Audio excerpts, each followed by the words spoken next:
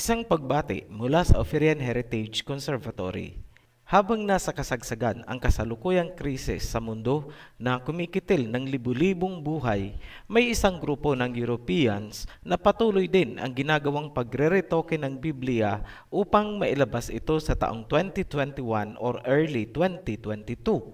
Pinangungunahan niya ng Italy, Greece, Germany, Britain at Amerika. Kung ano ang ginawa ng mga ancient Greeks noon, ipinagpapatuloy lang nila ngayon. Ang video na ito ay bahagi ng kasaysayan ng Biblia, nakafocus sa kasalukuyang nangyayari.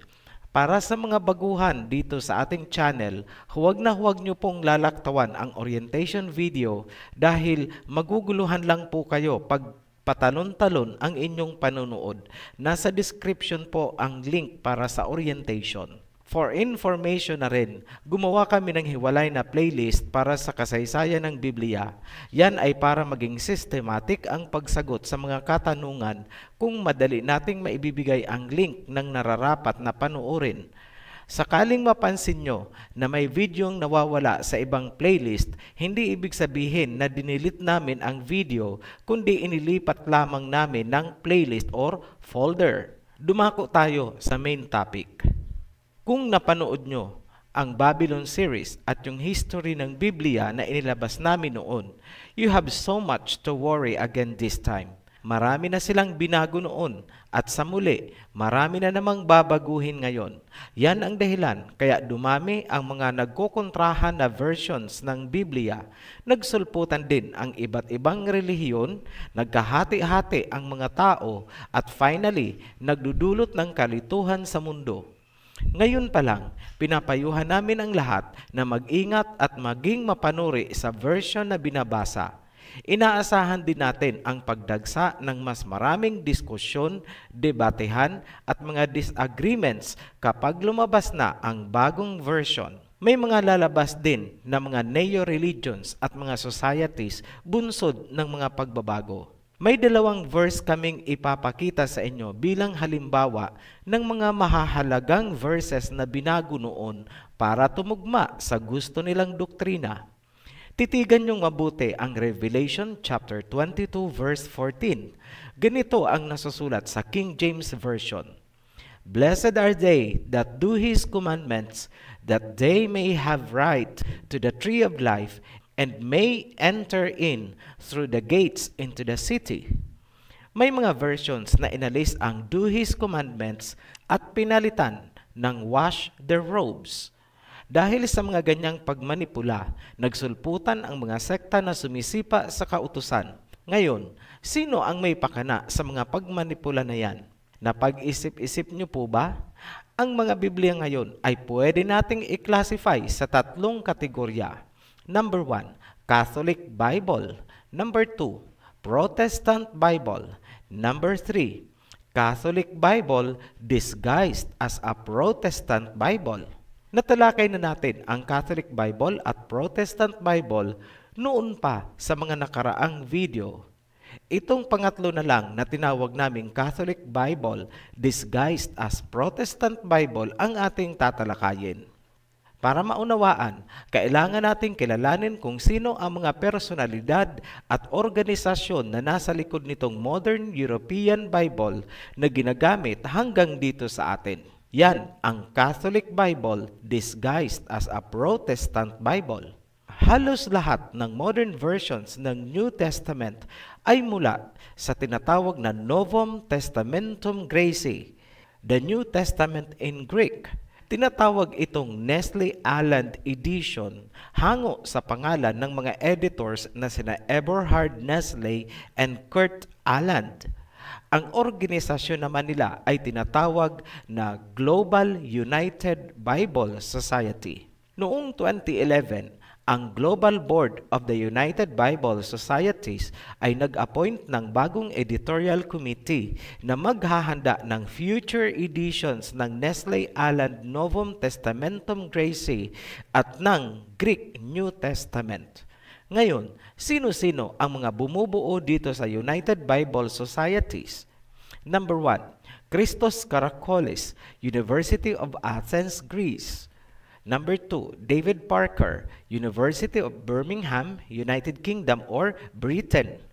Number 3, Stephen Pisano, Pontifical Biblical Institute, Italy, a university of the Holy See. Number 4, Holger Stratwolf, University Münster, Germany. Number 5, David Trowbridge, Museum of the Bible, Green Collection, Oklahoma City, USA.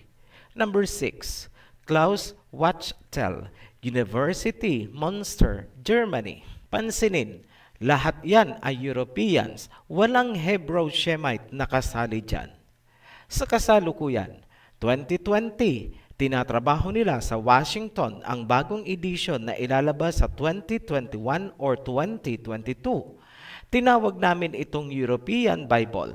Bakit? Kasi lahat ng editors ay mga Europeans. Pansinin, Greece, Britain, Italy, Germany, USA. Kung napanood nyo ang Rizal series at Two Witnesses series, naipakita na natin kung ano ang gawain ng mga bansang yan across history. Mag-recap lang tayo ng konti para sa mga hindi pa napapanood ang video na yon. Germany, pinangunahan ang Berlin Conference kung saan milyong Africans ang namatay at pinaghati-hatian ang Africa nitong mga Europeans. Britain, ito naman ang naglungsad ng Opium War na ikinalugmok ng China sa droga, pinabagsak ang kabuhayan at milyon ang nagutom. Spain o Espanya, ito naman ang ginamit ng Rome, Italy, kaya milyong Pilipino ang namatay dahil sa pananakop. USA, milyong Pilipino ang pinatay sa tinatawag na Philippine Genocide at nagpakasasa din itong bansang ito sa transatlantic slave trade. Very ironic dahil sila daw ang advocates of human life and human rights. At ngayon, sila din ang nagre-retoke ng Biblia. Pero kilalanin nyo sila across history. Tandaan, ang mga Hebrew Shemites ang rightful owners ng mga original manuscripts ng Biblia. Walang karapatan ang mga Europeans na pakialaman ang heritage ng mga Shemites. Kung may dapat gawin ang mga Europeans, yun ay ang isauli sa mga Hebrew Shemites ang mga original manuscripts ng Biblia. Ngunit nakakalungkot, hindi nila yan isasauli para kontrolado nila ang pagmanipula sa mundo sa pamamagitan ng paggawa ng corrupted versions ng Biblia. Nothing has changed. Walang pinag-iba sa panahon ng Mesaya. Ecclesiastes chapter 1 verse 9. What has been will be again. What has been done will be done again. There is nothing new under the sun. Natanong nyo na ba sa inyong sarili, bakit kinailangang mag-preach ng Mesaya at ng mga apostoles sa Israelites noon? Simple lang ang sagot. Kasi corrupted version na ang itinuturo ng mga Pariseyo na sumakop sa templo ng Jerusalem. Ang mga Pariseyo ay hindi Israelites, hindi sila lahi ni Jacob. Sa panahon ng Mesaya, sino ang pumasok at kumontrol sa Israel? Rome at Greece. Anong lahi ba ang mga Greeks and Romans? Europeans. Sino ang kumontrol sa templo? Mga Pariseyo. Tanong, Israelites ba ni Jacob ang mga Pariseyo? Hindi. Mga Europeans po sila. Maraming Israelites ang nalaglag sa corrupted doctrines ng mga Pariseyo. Kaya nga, pinagbili na ng Mesaya kahit ang mga apostoles na mag-ingat sa katuruan ng mga Pariseyo. Mababasa yan sa Matthew chapter 16 verse 11 hanggang 12. Ngayon, ang ginagawa nitong United Bible Society ay pagpapatuloy lamang ng gawain ng kanilang mga ninunong Pariseyo. Kung maraming Israelites noon ang nailigaw, ganun din ngayon. Maraming tao sa mundo ang ngayoy sumisipa sa mga kautusan dahil sa ginawa ng mga Pariseyo. Nananaig ba ang dyablo? Yes. At dahil nagkaroon ng maraming nagkokontrahang versions, may mga tuluyan ang nawala ng tiwala sa Biblia, naging atheist. Panalo ulit ang dyablo? Yes, tuwang-tuwa si Satanas. Kailangan pong lingunin nyo ang Genesis chapter 3 verse 15 kung saan sinabi na mayroong serpent seeds na didigma sa pure seeds ng woman. Sila ang tinawag ng Mesaya na brood of vipers, serpents, snakes, ahas. Ang lahi nitong mga Pariseyo ang sumakop at nagpahirap hindi lamang sa mga Israelites kundi pati sa mga Hebrews buong mundo mula noon hanggang ngayon.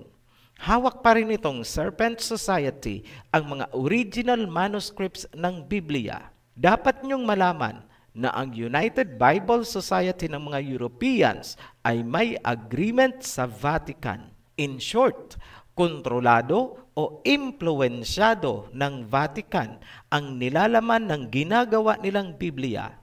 Kaya, hindi nakakapagtaka, maraming tao ang nalason ng mga sektang kaalyado nitong United Serpent Society. Isinali nila sa Tagalog ang kanilang Biblia at sinasabi nilang inspired daw ito ng Holy Spirit.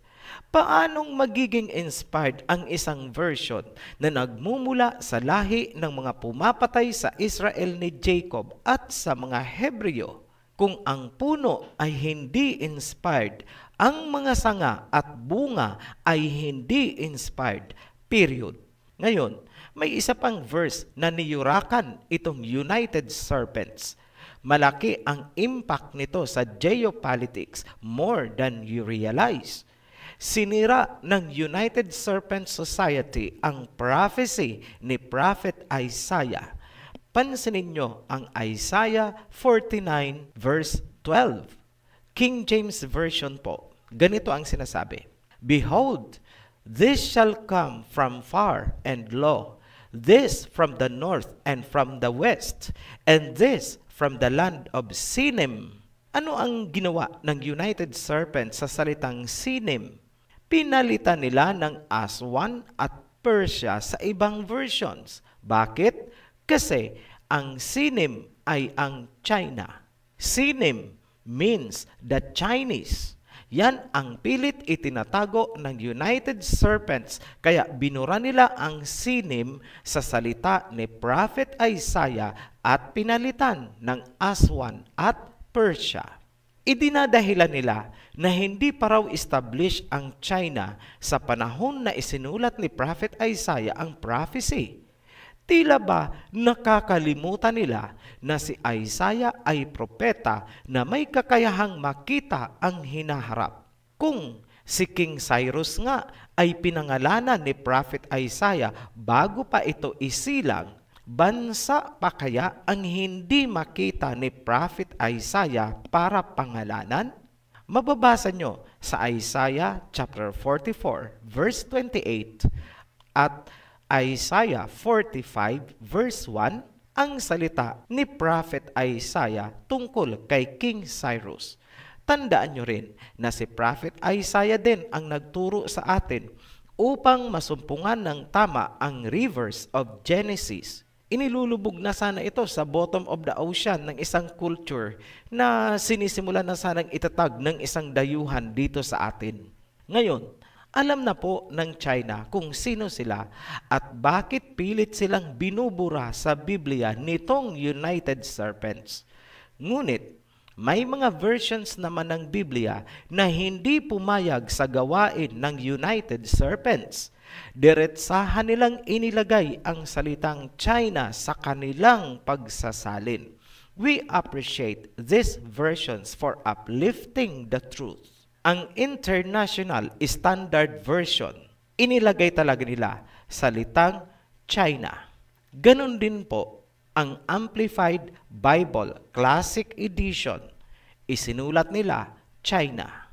Tatalakayin natin ng hiwalay ang prophecy ni Prophet Isaiah sa hiwalay na video.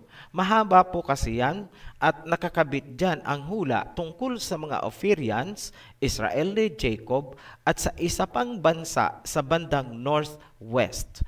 Binanggit lamang natin dito bilang patunay na may ginagawang pagmanipula at pagyurak itong United Serpent Society. Ngayon, inayawan ng China itong version ng Bible na gawa ng United Serpents at minabuti nilang gumawa ng sarili nilang version. May karapatan ba sila? Yes, higit na may karapatan ang China dahil sila ay mga Hebrew Shemites gaya ng mga Ophirians at Israelites.